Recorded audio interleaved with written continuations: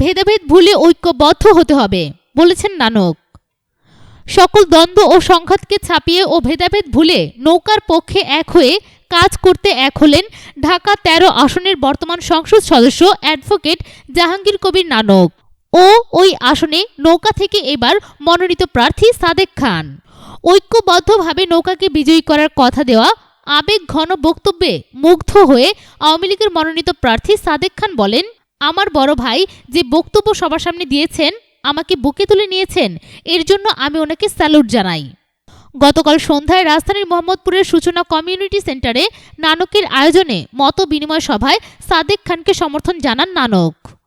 অনুষ্ঠানে বক্তব্য রাখতে এসে কান্নায় ভেঙে পড়েন ঢাকা ১৩ আসনের বর্তমান সংসদ সদস্য ও আওয়ামী লীগের কেন্দ্রীয় কমিটির যুগ্ম সাধারণ সম্পাদক অ্যাডভোকেট জাহাঙ্গীর কবির নানক।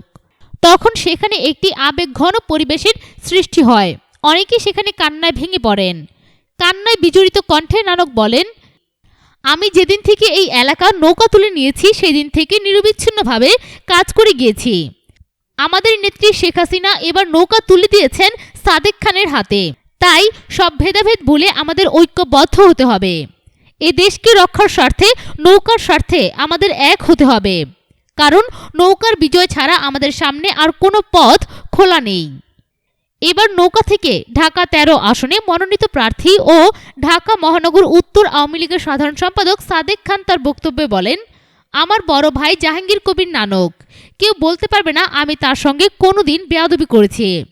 আমার বড় ভাই যে বক্তব্য আজকে রেখেছেন, আমি ওনাকে সবার সম্মুখে স্যালুট জানাই।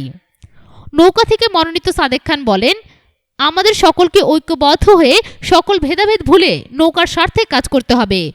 যদি কোনো ভুল করে থাকি তবে আমিও ক্ষমা চাই, সংশোধন করে নেব। অনুষ্ঠানে স্থানীয় মোহাম্মদপুর, আদাবর ও শেরে বাংলা নগর থানা আওয়ামী লীগ ও সহযোগী সংগঠনের নেতৃবৃন্দ ও ঢাকা মহানগর আওয়ামী লীগের নেতৃবৃন্দ উপস্থিত ছিলেন। উৎস পরিবর্তন.com।